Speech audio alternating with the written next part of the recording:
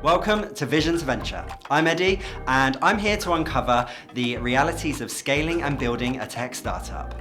Each week, I speak to leaders within the tech space with their insights and advice on how to found, fund, and frame a tech startup. So make sure to follow and subscribe to never miss an episode. At the time of filming, Sacha was working at Canopy. Since then, Sacha has moved on to new and exciting opportunities. We are thrilled to have caught up with Sacha whilst he was working at Canopy, and we are excited to share his insights and stories with you all. Now, let's jump into the conversation. Hello, and welcome to another episode of Vision to Venture. Today, I'm joined by Sacha Krstulovic, Director of AI Engineering at Canopy.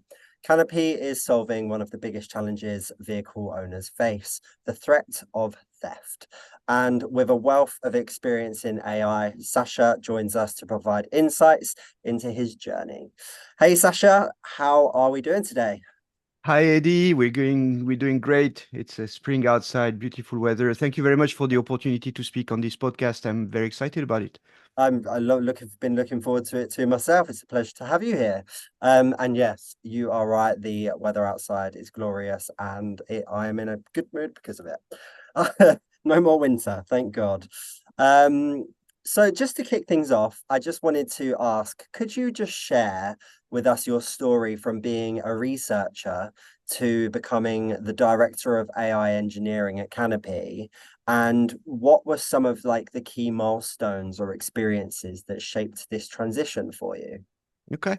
So yeah, I mean, in the early days when I was a student, I was very passionate about AI, artificial intelligence, and machine learning, which is the way to make AI happen. And so originally I studied aircraft engineering, but I specialized in signal processing and AI, and I did a PhD on the topic of speech modeling for speech recognition. And that's how I started on the side of being a researcher, because when you do a PhD, it's about solving cutting edge problems. It's about making educated hypotheses about what the new algorithms are going to be, what the new methods are going to be. So you're really at the edge of knowledge and the edge of what humankind has done so far, and you're pushing that further. That's the job when you are on the researcher side of things. So I did a PhD on that topic, then a couple of postdocs on various things. One of them being on speech synthesis, so how to generate speech from text. And my first permanent job was with Toshiba in Cambridge, in the UK at the time, back in the days, still on speech synthesis. And that was the early days of using AI, using trained systems to synthesize speech. So I did that for a few years, probably 5 or 6 years. Then I moved to Nuance to work on speech recognition, still on the research side of things. We can come back to that later. And then I joined a startup called Audio Analytic, where when I started as Audio Analytic, we were 3 people. 9 years later, we were 53 people. And when you start undertaking bigger things, you start depending on other people. You need more arms and more legs to get things done. Mm-hmm. And that's where the transition from a researcher to a director happened mostly, I would say. Out of those 53 people, I hired quite a lot of them. And then with that, you start developing skills which are more like people skills than technical skills. Servant leadership skills. How do you make people do things that they enjoy doing? How do you inspire people? How do you lead a team? All of that. How do you communicate accurately? How also you start connecting the technology that you're working on with the business questions. You don't do technology just for the love of it or out of passion anymore. You start doing it because you want to make a product that people will buy. You want to make something useful for the rest of the world. And so I would say that happened when I was working at Audio Analytic. And then, so after Audio Analytic, I moved to Music Tribe, which was a music equipment company. So we were doing AI to process music. So same story. I built a team pretty much from the ground up when it comes to R&D, so researching, pushing the knowledge, but applying it to make products and to make useful things. And that's what I keep doing at Canopy nowadays. And so Canopy focuses on utilizing tiny ML capabilities for vehicle security. Could you just explain to our audience what tiny ML is and how it enables your product to provide comprehensive protection? Yes, absolutely. So TinyML is the art of squeezing more intelligence out of smaller computer chips, I would say, in one sentence.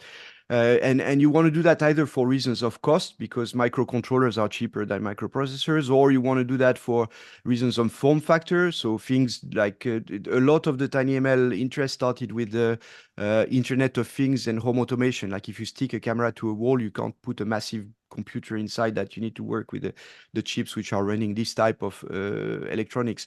So reasons of form factors, or in the case of Canopy, and very importantly, reasons of battery consumption.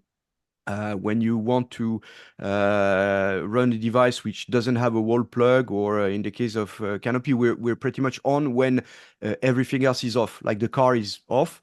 So we don't get electricity from the alternator of the car directly. So we recharge from the vehicle's battery, but therefore we need to be very, very battery efficient so that we don't drain the vehicle's battery when it's parked and when our system is on Mhm. without a wall plug, essentially.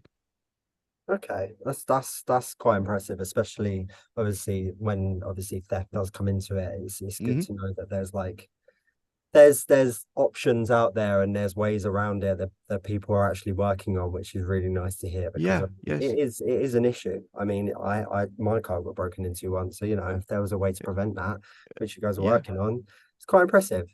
Um, as the Absolutely. I mean, director, if I can bounce on that, yeah, absolutely, people obviously care about their belongings. I mean, the car is something that we're very attached to. It's, you know, part. 100%. It's a place where we sit quite a lot of time. When it comes to commercial vehicles, so tradespeople who are carrying their equipment in their truck or in their van, that's their livelihood pretty much. So if that gets stolen, that's quite a It's a very, big very loss. distressing situation. Yeah, Now, the interesting thing about Canopy, so back to the TinyML question, is that we're providing something which is way more intelligent than a volumetric alarm, or that's something that would just check if your doors are closed or open. We can actually verify situations of intrusion in the car and so on. So I would say the what makes us unique is the level of intelligence that we put in solving that security issue, and in, you know, the care that we put in providing security for vehicles owner in general. yeah, yeah. I mean, yeah. For those people that, like you say, have literally their lives in their car, Yeah, it's really gonna be it's majorly important because of course absolutely. things are covered by insurance, but people are gonna want their stuff rather than getting their money back because Yeah. some things were irreplaceable. I mean, when my car got broken into, they stole the max of £7. So I Gosh. got lucky, but some people out there are just not that lucky, and like you say, it sometimes is their lives. So Hmm. no, it is really important, and it's good that Absolutely. there are these smart ways of like protecting themselves and protecting what things they have. Yeah. Um, and so, as the director of AI engineering, what would you say are some of the unique challenges you face in developing and implementing AI solutions for vehicle security, especially considering the restrictions of battery operated devices? Yes, so indeed, the ratio of intelligence versus battery consumption is one of the factors that we are optimizing and pushing always further, and we've become really, really good at that. So when I speak of intelligence, so I was just said before, in our case, that means detecting where intruders are, what they are doing to the vehicle, and in order to achieve that, we need to develop a very fine understanding of how an intrusion looks like. So there's a lot of domain knowledge, and throughout anything you're going to do with AI, it matters to develop the domain knowledge around the task that you want the AI to solve. So that's one thing which is a challenge, but that's a thing that we're doing, and that we're pretty successful at. Um, so in our case, so that when I say human appearance and movements, we use radar sensing and computer vision and sound recognition, a combination of all three, to characterize the presence, direction, actions of humans around the vehicle. Um, and of course, we need large quantities of field recordings that are gathered in real product and usage conditions. So that's a challenge, but again, something that we're really good at. And so getting this kind of multimodal perceptive AI is something that uh, we have invested in, and that's the challenge that we have sold to a very large extent, but you always push it, always do better, always make the system more accurate, more precise, and so on. So is this only going to be implemented in electric cars, or is it in all No. sort of cars? And so is this something that just gets installed into cars, or does it have to be built with the car? How does that work? So it could be both, but at the moment we're selling our own device. You can buy the Canopy device in our Wow. online shop. So we fully make the device and retail it.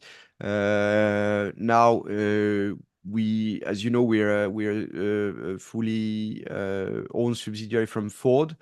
So, well, I can't say too much about the kind of integrations that we have in mind, but it's possible to repurpose the same technology and fit it in a different way, in a way that would be integrated to the vehicle, rather than being something that is an add-on. So the product that we sell, you stick it to the back window of the truck, and it monitors what's happening in the truck bed.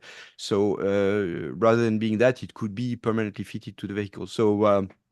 But that's more like agreements with car manufacturers that we can't really discuss in the That's open. But yeah, yeah. we're quite lucky, actually, in a very lucky position, because we can develop our own technology and test it in the field with our own product and make the Yeah. proof that it's really works in the field. And that gives us a lot of convincing power. I mean, legitimately so, because if it works for our own device, then it's going to work for whoever we integrate it with. So it's quite a powerful position to be in when it comes to making the proof that our technology is effective, and that the product that is built, that are built on top of this technology capability, are actually going to work and going to deliver value for whoever licenses it for us.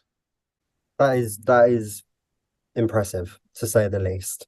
Thank you. Just to know that it's something that anyone can get their hands on and just install. It's that easy to have full security of your car and all your items and valuables inside. That's amazing.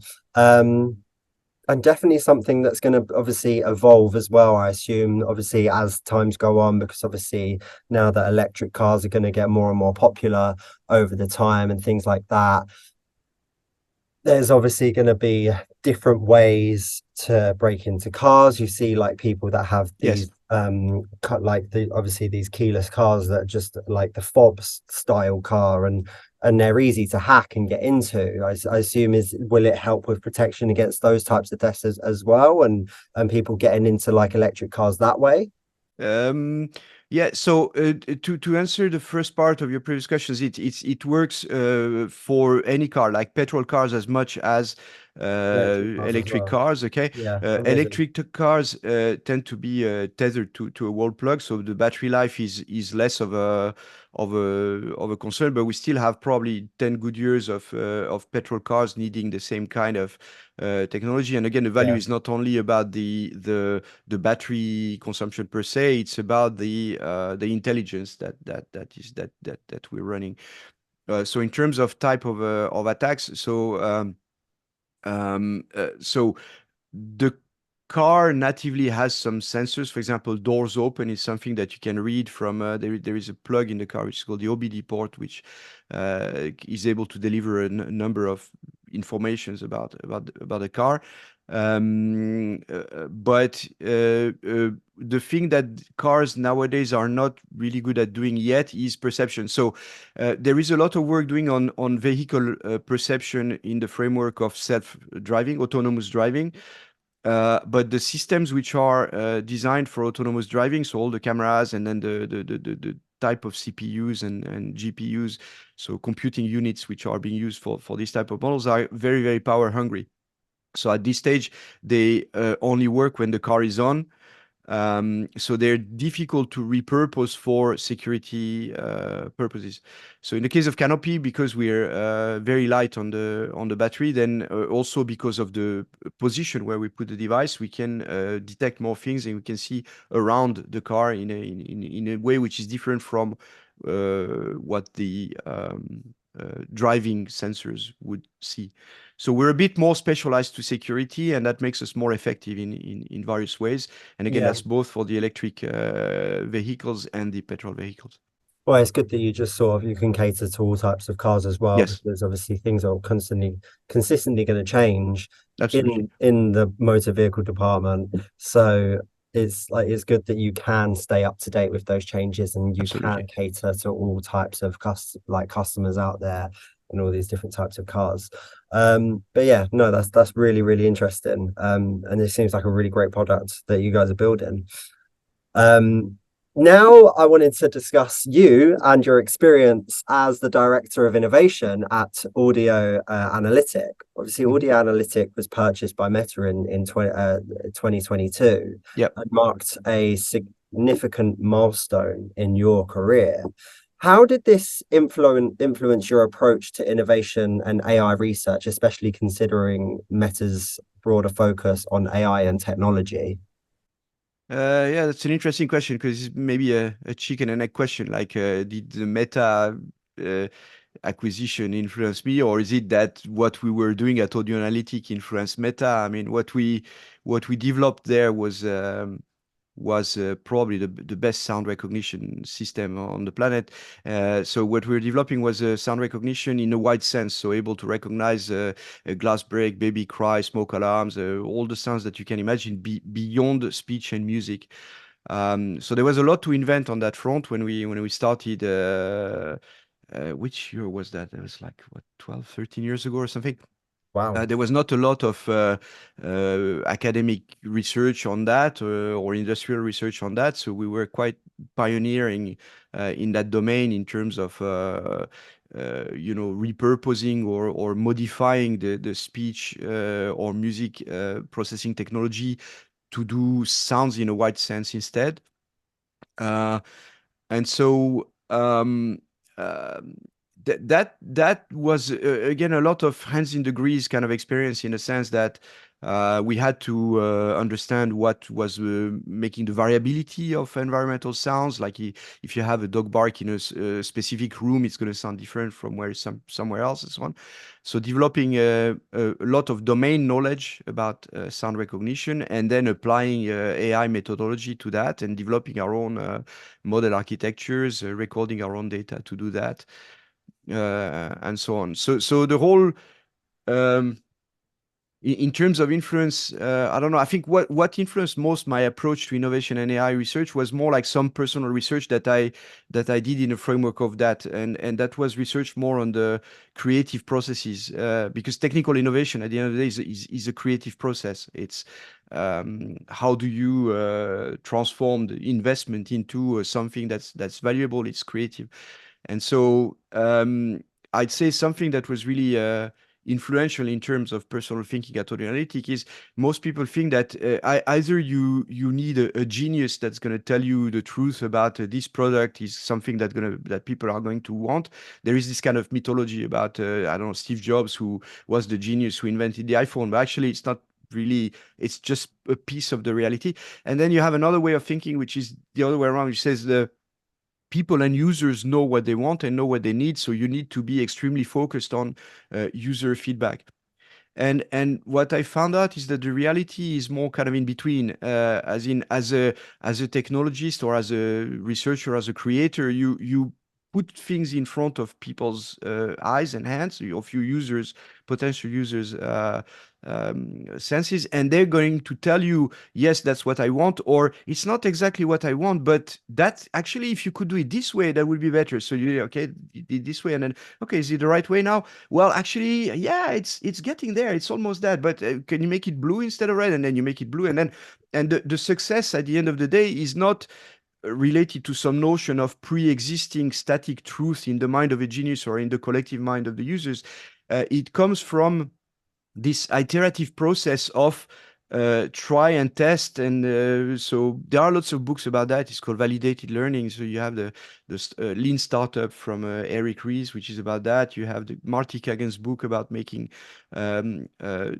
products by trial and error, how you make successful things. But the idea that stands out, on all of that, and which I experienced at Audionality, was success comes from a dynamic process of you try, you correct, you try, you correct, and then you adapt what you're doing more and more to what your customers want and what's going to be of value to them. That, I would say, was the biggest influence, was to study that and apply that, I would say. Yeah. And so your expertise extends to areas such as automatic transcription of Mm-hmm. voicemail messages during your Yeah, time at Nuance Communications. yeah. How did this experience contribute to your understanding of AI and machine learning, particularly in the context of real world applications? Yes, so at Nuance, the experience was really about the importance of using data at scale. In order to, so what we were working on was the voicemail to text transcription, and in order to have an effective system, we really needed to churn millions of voicemail messages, and to scale up the finding intelligent ways to annotate all of that, have call center like external people annotating all of that. And also another thing that we were working on that was quite exciting was data anonymization. So we were checking if it was possible to train a good system based on bits and pieces of data rather than complete voicemail messages, to remove the concerns about annotators being able to understand what was going on in a message. And those were the premises of it was very similar to what later became the federated learning. It's a bit different, but still, it's this idea of how do you still train things by using bits of the data rather than the full data. So it was quite exciting and quite pioneering at the time, indeed. And as you have expertise in various areas of AI, such as Hmm. generative AI and perceptual AI, could you explain the differences between these types of AI and their respective applications? Yes. Um, so there is one common denominator of AI, which is at the simplest level, it's a box with an input and an output. And then inside the box, you have an algorithm which encodes some complex process or complex relationships between the input and the output. Now, depending on what you put at the input and the output, the task can be, and the methods to train the system or the type of data that you need can be quite different. So if at the input of the system you put an image or a sound, and then at the output of the system you want a system to tell you what it is, so that's pattern recognition, or in other terms, that's perceptive AI. You're expecting that the AI is going to perceive the presence of some entity, so a concept, a person, or a quality defect in your thing, and so on. Well, that's one type of AI, which is perceptive AI. Then, if the input is a say audio or image, and you want a text description, that's another thing. That's it's called captioning. So then it's interesting because you start going into something which is a bit more multimodal, because you're pairing text with so fully built sentences, so language. You're pairing a text with some kind of representative input, so music, image, or so on. So speech recognition works, but you have sound at the input and you want text, corresponding text at the output. That's transcription. Um, Now, more recently, the things like ChatGPT were language to language. So at the input, you have a sentence, you have text, and at the output, you want another text. So it could be a long text that you want to turn into a short text, so automatic summarization. It could be a short text, a question, for example, for which you want a longer text, which is an answer to that question. It could be a text in one language, in English, that you want in another language, in Chinese at the output, so automatic translation. So these would be more like language. But it doesn't stop there. You have like predictive models. You put the past and you want the future. You could have motor, like there's a type of models which are called reinforcement learning, which are aimed to learn optimal strategies for motor control, for robot Mm. control, or for game playing. So playing the Go game, for example, the DeepMind did with their Go artificial intelligence beat a human player was reinforcement learning. So it's very diverse, and it's more diverse than AI. So I think it's important when people talk about AI to talk about which type of AI. Is it Yeah. perceptive? Is it language? Is it text, and so on?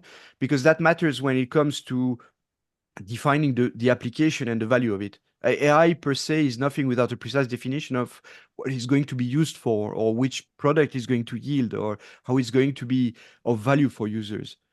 So I think, yeah, it's important, I think, to get past. Of course, ChatGPT is impressive. That was the first time that something passed the Turing test, so where the behavior of the system was almost indistinguishable from what a human would do. But AI is so much, there is so much variety in what you can do than ChatGPT, that let's not forget that. And also, when we talk about AI or the value of AI, let's be more specific about which domain or which task we're talking about. And also because it's ever evolving and ever expanding. There's always going to be something new. There's always going to be new types of AI that are going to come out in the future, or very far in the future, or ever even in the near future. Yes, And yes, where there are like Gen AI, that's only really been a thing for not very long, really. And that's absolutely blown up. And now yes, everyone's yes. talking about it. But then what's the next type of AI? There's going to be something. So I think you're right. It's always like it is good to sort of understand what type of AI Hmm. someone is talking about, because there are so many of them, and they all do such different things. So Absolutely. yeah, I completely agree with you there. Um, and as your work spans across various domains within AI and machine learning, how do you maintain versatility and expertise in these diverse areas, and how do they complement each other in innovation and research? Yes. Um, Sorry, just coming back to the previous question. Yeah, The thing is, yes, we might wonder what's going to come next in terms of types of AI, but that is to a large extent framed by what is it that we want to automate? What are the tasks that humans don't want to do by hand? So if you take right. something as simple as speech recognition, you can't have for everything you dictate to your phone. So it used to be that I don't know, doctors or lawyers had the secretary taking their dictated letters. Now they can do that with a machine taking dictation, so that their staff can, be busy with something else, and something that is a bit less mechanical, let's say, than typing a letter. So the no the, so the what is it that we want to automate is what is framing the endeavors of AI. I would say there is another thing, which is ChatGPT has impressed people, but the notion of turning text into another text was there before ChatGPT. So there was work on, for example, recursive models to do automatic translation, so text-to-text translation. It's just that ChatGPT achieved a level of quality that made it very impressive. Now, is it a new thing or not? Well, the transformer networks that it's based on were around way before that explosion. Now, I think what OpenAI in particular did was extremely good engineering around everything you need to do for an AI to be successful. So that's gathering data, annotating it, training the system, finding the right optimization methods, loss functions, and so on. But the concept itself was already out long before ChatGPT made that big splash in the news and in social media. Uh, but so Yeah. I think we're doing more of the same, but in more accurate ways, and in ways which are more and more useful. I think that's the interesting evolution about AI. Yeah. Yeah. Now, yeah, moving on to versatility. So I'd say across all of that, the underlying theory and data practices for all AIs and most machine learning is the same. So you have the backpropagation algorithm to optimize things. You have the definition of a loss function, which is how you measure which is the sort of metric that you give to your system to tell it what to do and where to go when you train Yeah. it. Uh, and then most importantly, data management is very, very important. And that's throughout any type of domain that you're going to tackle. And so once you know that, then jumping from one domain to the other is more about observing and learning the domains, idiosyncrasies like specificities and phenomena. In speech, for example, the rooms are going to impact the way things sound, or in sound recognition, that's going to be the case. For computer vision, it's going to be about the weather, the lighting conditions. So it's variability of a different kind, but the notion of variability, the notion that when you design your data collection, you're going to design it in a way that spans all the variability of your phenomena. That's the same underlying concept. So then how to maintain the versatility is really once you've got your fundamentals of AI and machine learning well understood, then it's about observing how that translates into different phenomena in the different fields that you're dealing with. I know that we've actually touched on this ever so slightly. But I just wanted to ask, obviously, I know you did briefly mention this specifically, but how do you see the field of AI evolving in the coming years, but especially in the context of speech recognition? What advances do Mm. you think will happen in this area of AI? I think at this stage of AI, we're trying to solve broader problems than speech recognition. Speech recognition per se might be a solved problem by now. Nowadays, AI is trying to solve more complex things. So multimodality is part of that. So, for example, blending text and images is something which is the new thing, or blending multiple sensing modalities. So what we do at Canopy, for example, having a model which tackles radar, vision, and sound in a multimodal way to build a more complete understanding of the world. Right. This is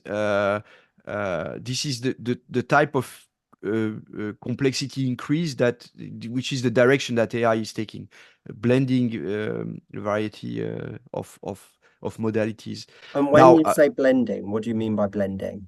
I mean, for example, when you train a model which has an image as input and text as output, you need to be blending information which is represented visually with information which is represented as text. Right. So Okay. when we start thinking about the types of information, so the obvious ones are the senses, so the vision and the audio. Text is one that we do every day. We write letters, we consult information in text form all the time on the Of course, internet and yeah. so on. Now there are some which are very interesting, which are under the radar. The other day I was watching a YouTube a video from a company which is encoding the physical laws of physics into an AI. So gravity, the way things bump and move, and so acceleration, speed, and so on. So accelerometer sensing, GPS sensing, all of that is a form of information. And so when I talk about multimodality, is the sensing modes, so different ways of sensing things. When once they get blending into one single AI, then interesting things can be done which were not possible before. Yeah, that's an interesting point actually. And so do you not think that there's really, 'cause you said obviously speech recognition has sort of got to where it is. Do you Yeah. not think there's any sort of advancements in speech recognition to be sort of made? To be honest, I haven't really looked at speech recognition for a long time, but Okay. last time I looked, it was the frontiers were operation in noise. So nowadays, your speech recognition system works much better in your car than it used to work before. So removing noise and then using the same model to both recognize speech and remove the noise, for example. There was at some point an endeavor which was perhaps more of an academic endeavor, which was end-to-end speech recognition. So training a system so the way the old school systems used to work is they would give you a phonetic transcription of the text. So it was a sort of unimodal rather than multimodal system, in the sense that what the system was aiming to do was to find the phonemes, the sounds of what you were saying. So Mhm. hello, that's h, e, l, o. And what the system was doing was recognizing the patterns of H, E, L, L, O in a acoustic sense. Right. Uh, but what the modern systems are doing, they're going from the audio directly to the text. So you don't have that layer of phonetic units anymore. That's kind of Oh, implicit to the model. And this oh is called an wow. end-to-end system because it is trained to deliver the text directly from the audio. So that was probably the big thing 5 or 10 years ago. It's Nowadays, I suppose it would advanced. be more about making them more efficient, smaller, less power hungry. I mean, again, coming back to TinyML, how do you run a speech recognition system in your watch, for example, directly on the watch rather than having to run it in the cloud? I would Right. assume that these are the latest and greatest endeavors in that sphere. Oh, nice. But I would encourage people to really go to conferences, for example, big conferences like ICASP are the place where you can see the evolution of AI and machine learning Yeah. across a wide array of fields, and where you would see what are the latest and greatest that people who are at the edge of this type of knowledge are interested in and working on. Yeah, and like sort of how the different types of AI are being utilized to create Yes, these different things. Yeah, yes, yeah, yeah, I yeah. find that really interesting actually. And with your background in R&D and team leadership, what advice would you give to aspiring AI engineers or innovators that are looking to make an impact in the field? So I would say learn to communicate complex things in a simple way, which focuses on the value of the technology rather than the technology itself. Of course, when we start, myself, when I started as a technologist, I was very passionate about deep learning models and the math behind it and all that. But if you use that type of language with people who you're raising funds from, or who are going to be the user of your technology, that might not be the type of thing that they are interested in themselves. So it's important to learn to talk about the technology in ways which are simple and focus on the value of the tech rather than the nuts and bolts of the tech itself. So that's one thing. Another thing is that the people skills matter, how to inspire people. One thing I've experienced is the effectiveness of, there is a book called The Culture Code by Daniel Coyle, and there are three headings to this culture code, which is establish safety, make sure that you can have every possible discussion with the people you're working with, and that is a safe space, that whatever they tell you, they're not going to get slated for what they tell you, that we can discuss things, even difficult things, there is always safety and benevolence in the communication. Then the second point is share vulnerability. Like, the world is not, made of roses. Sometimes we Mhm. fail. Sometimes things can be difficult. So let's just be realistic about that. It's hard, but we're realistic about that hardship, and then we deal with it, and then we go forward. So share vulnerability and establish purpose. As someone who would like to be a leader or a leader in whatever form, either at a directorship level, managing a team, or influencing people in general. Establishing a sense of purpose it matters a lot. Like, we're doing this for the purpose of X. We're going north. We're not going east or south. This is where we're going, Yeah. or this is where this type of technology is or should be going. Clarity and purpose matters a lot. So yeah, I would say those are the things. Then there is also one thing which you really learn in a startup is you don't have a lot of time, you don't have a lot of resources, so you don't have time to sit down and cry. I mean, when you can't just moan about things or criticize, there is always going to be a way, there is always going to be something that that is possible to do. So it's very important to think about the solutions rather than getting bogged by the problems, getting held back.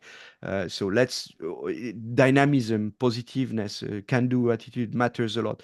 It can sound a bit patronizing, but like, when you're into situations which are really hard, sometimes you have to hold yourselves to thinking, No. Okay, I can't spend my brain power and my mind into staying blocked onto the hardship of the situation. We have to find a way to move forward and to keep moving, and that's something that's really important. So I'd say those three things: communicating simply, inspiring people skills, and then never sit down. Always go forward. Yeah, no, I think that's some really great advice and some advice that I actually haven't had before on the pod yet, which is really nice to hear. It's great to hear like different people with having like different views of how they've sort of got to where they are, Yeah. and I feel like people can actually take something from this and actually learn something from this. Hmm. And finally, just to wrap things up. Last question. What excites you the most about the future of AI and its potential to address real world challenges? Well, I would say when I can stop working and instead go gardening or making music for myself because AI is doing the subsistence work for me, then I will be excited. But jokes apart, I mean, actually, I don't really fully believe into that artificial general intelligence is anywhere near. Like when I look at my 2.5 year old boy, he's understanding more than any AI I've ever seen so far. Oh, wow. And it's really, well, children understand gravity without parents having to explain. Before they even have language, Mm, there's so many things. They understand emotions, they understand very danger, intuitive. safety, and so on. So what I'm more interested in is the applications of AI, because many domains are still a blank slate for AI applications. For example, when I was working for Music Tribe, there's a lot which can be done for music production to help creators to focus on the creative parts of what they're doing, while simplifying the automated parts. For example, like we're recording a podcast now, why is it that we still have to set our microphone levels by hand instead of some artificial intelligence doing that automatically? We know that this thing happens regularly, and we know that we always bump into the same problem. So why not automating it? And that's the case for many domains and industries. So in the domain of vehicle securities, for example, that's very exciting because at the moment that's what we are exploring. Like there are lots of situations where AI can bring value through more intelligent scene interpretation, more better understanding or interpretation of what's going on around the vehicle. And that's more intelligent than a plain volumetric alarm, which has no notion of more complex interpretation of what's happening before. So for me, it's more about the domains where AI can bring value, because we can be fascinated by the algorithms, the models. There's always, like every year, there is a new type of model coming out and Of course, fashion yeah. around that. But at the end of the day, when it comes to large language models, for example, they're impressive, undoubtedly. There is potential, but I think that potential will realize once people will have found the applications which are valuable for users. So we're starting to see some valuables coming in with the Copilot style application. So when you are a computer programmer, for example, there is a proportion of regularity, boilerplate to what you're doing. So if a Copilot can help with that, that makes you faster. And then, or if something can be like, the corrector of the orthography, like correcting your code as you write, that might make you faster and more effective. But I think we're still waiting to see a bit more applications, and that's the interesting thing, coming back to that process of iterating and creating. Okay, there is a capability which is the AI, large language models, or perceptive AI that we use at Canopy, that we deploy and push at Canopy. But it's really about how you transform that technical capability into something useful. And that's what makes me excited in terms of future of AI, is scouting and realizing all the places where AI could make that simpler, that more valuable, simplify people's lives, enhance people's well-being, security, safety, and all that. There's so many things that can be done, and that's, to me, is the exciting part. Yeah. No, there is a lot. I feel like there's a lot to look forward to Absolutely. when it comes to AI and when it comes to all the different things that can be done with it, and especially Absolutely. when it comes to obviously like real world problems and actually helping the world for the better with AI. Yes. Um It's exciting. It really is exciting, and that's coming from somebody who has only been really like interested in it for a couple of years now. It's dramatically evolving, and it's hard Yes. to keep up, especially in the recruitment side of things, because as soon as one tiny change happens, there's about 17 different job titles that come out of it, and it's just hard to keep up from all of it. But no, I agree with you, and it is exciting to see what's happening. But that's all we've got time for today, I'm afraid, Sacha. But it's been incredibly interesting having you on here today. So thank Thank you you. so much for joining. I've absolutely loved having you here and really, really enjoyed our conversation. So thank you. It's been a Thank you, Eddie. Thanks pleasure. again for the opportunity.